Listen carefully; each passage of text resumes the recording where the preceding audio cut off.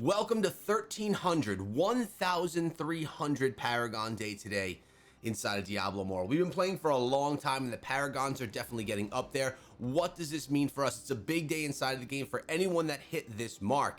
In addition to that, we have something about a new competitive mode, potentially esports related, that could be coming to Diablo Immortal, as well as some predictions based on the roadmap, which I'm going to look at all inside of today's video. So a wide array of things. So first things first, let's talk about the Paragon where we began. As you can see, I'm up to Paragon 1303. The server Paragon level is 1300, so all players who play on a regular basis that aren't brand new to the game should be around 1300 Paragon. If you're not, you will be catching up soon. What does this mean? This means all of your Hell 6 gear is going to be available for you to use, which is quite nice. Now, of course, there may be some players that were already at this Paragon level that maybe got there a week or two ago, which are some serious grinders inside of the game. More power to all of them. But for the more cash player, you probably hit it this morning. And as you can see, we got a bunch of triple arrows here, which means we're going to be able to get some combat rating jumps, some attribute jumps, and maybe even some magic items that we could utilize. This being one of the new enchanted pieces of gears that I can use that I wasn't able to use before because we weren't on the right Paragon. So nice stuff there. In addition to that, there's something that we could all do today that is going into your stash and taking a look at all of these pieces.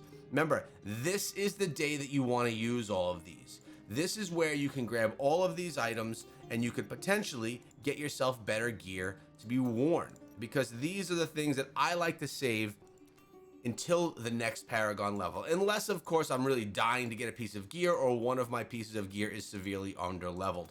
Remember, we could do this for the primary gear, and we also get this for the green items as well, so we could use it for our secondary pieces of gear, which is actually quite nice. So what my plan is for myself today, I'm not going to do it here with you inside of the video, is just to go through all of this gear and gonna kind of see exactly what we have. We're gonna identify everything and put on the best possible gear that we could be wearing. Also notice we are wearing our new cosmetic.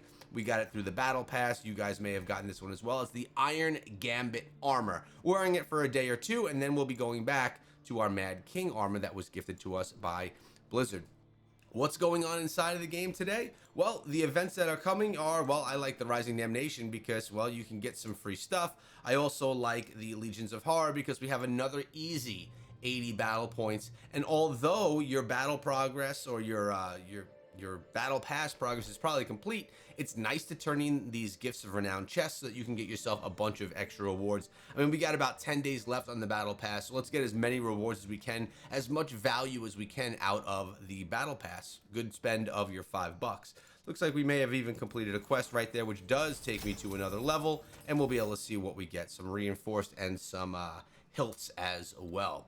But something I noticed today when I jumped a bunch of Paragon levels, because if you recall, I save all of my progress and all of my points for a Monday so I could turn it in and get some big Paragon jumps. I noticed when I went to my Paragon trees that things are getting a little filled up over here. I mean, take a look at these trees. Like, I'm sitting at Vanquisher at 98 because I don't use Vanquisher and I don't need these square attributes. Reminder to all players who may not know, if you're a new player here, your circles are active no matter what Paragon tree you're using. So if I'm getting a buff for my health, I'm getting that buff for all Paragon trees, no matter what. It happens no matter which one I have chosen. Same thing with armor penetration, same thing with damage, etc. But if I'm using a square, it's only active if I activate that particular Paragon tree. So for something like that, I don't need it. I don't use Vanquisher. But look at this. Look at how filled up these Paragon trees are. Soldier, same thing. I'm not really using Soldier. I could probably go for some potency over here. But they are quite filled up. And now when we take a look at something here, actually we could do a little bit more in Champion. When we take a look over at this right here, our Age of Unmaking. This is essentially our calendar that we have inside of Diablo Immortal for what's coming in updates. Take a look at April through June. It says a new Paragon System. So a new Paragon System does not simply mean we're getting new Paragon trees. And to be honest with you, there probably does need to be a new system in place. Think of it this way. We can only use one of these. There are so many different Paragon trees at this point in time because the game has been, you know, growing over time. The more Paragon levels there are, the more Paragon trees need to be available for that Paragon level that you are. At some point, this is going to be too much, and they're going to just run out of ideas of things that could actually be beneficial for us to use inside of the game, so they're going to have to switch up the system. Does switching up the system mean that we could simply click on 2 Paragon trees and use 2 at the same time? Potentially. Does it mean that there's going to be a completely new build, like something that we know is from days of old in Diablo, or maybe a Path of Exile looking web style thing? Thank you, Red October, for that that terminology right there. Those are things that we could potentially be seeing. I mean, when you think about it, there's no skill trees inside Diablo Immortal. When we look at our skills, they're just very, very basic. And I actually like that about the game. You unlock skills as you go, and no matter how far you go or whatever you do, you got the skills unlocked. You don't have to ever worry about leveling any of them. Very simplistic system, which is quite nice. I like it. But the Paragon trees is an opportunity to branch out and make a bigger, more in-depth spider web style Paragon tree. More like a skill tree like we'll see in many other action RPG games. Let's take a look back again at that, at this right here, the Paragon system, new equipment system as well. When you think about the equipment that we currently have, it doesn't say new equipment. It says new equipment system, which leads me to believe that the entire system that equipment works upon is going to be reworked. Now we have cursed gear, we have the new gear, we have regular legendary gear, we have a whole bunch of different types of gear. And is the lines there becoming a little blurred about what you should actually be getting? I mean, this new gear here, Conjuration of Light, you get these bonuses, but look at this. I'm unsure. I mean, I think I'm going to probably use it because of the buffs that you get over here and attributes as well, but I'd be losing some magic items that I really like. Magic effect duration.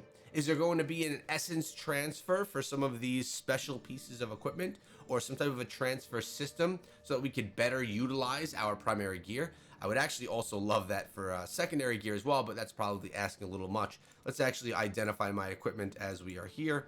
We'll go send that that pet out for the identifying. But I want to look one more time at this calendar. We have new Heliquary bosses, nothing crazy there. And it says new game modes. Now, we know that over in China, they received themselves that game mode where they are able to do the tower events, where they can battle their way up the tower. Is this a new game mode that we're going to be seeing here in North America?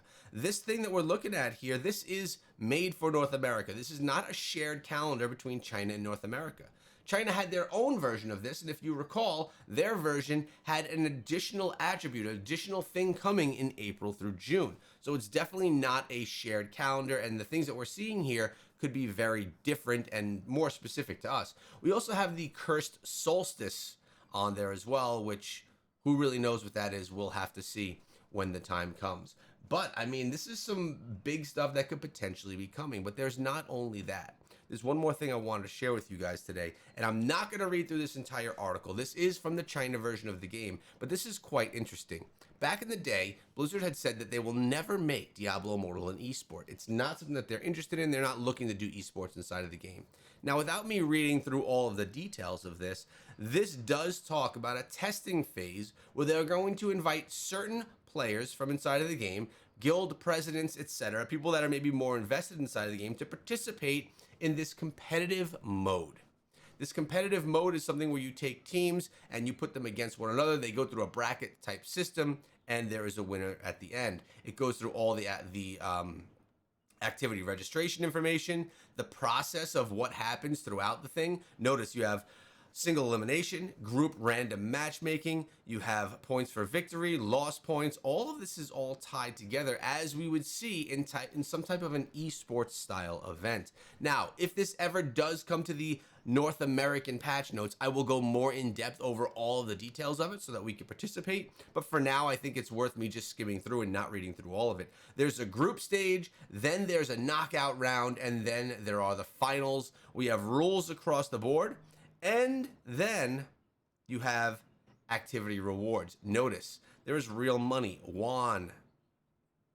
That's the Chinese currency right there. So it seems that there is some type of a competitive tournament that is coming to the game, at least in the Chinese version.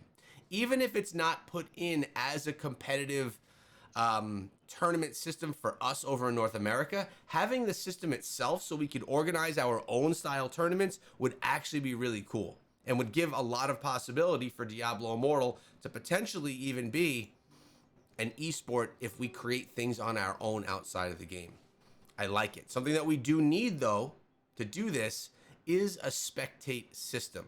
Now, they do have spectate systems for other events inside of the game, so I'm hoping that this game mode that they're talking about that they'll be testing will hold a spectate system as well, so that we'll be able to really, if you want it to be an esport and to be something that's like made into a big event, you need to be able to spectate it for viewing purposes, obviously, for media purposes, to make it really exciting. This is a nice piece of gear we just got right here, except for I don't love the damage done to the undead.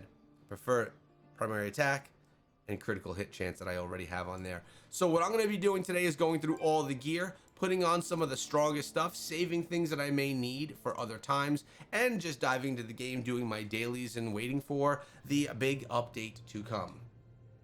I'm talking about the class update with the Tempest.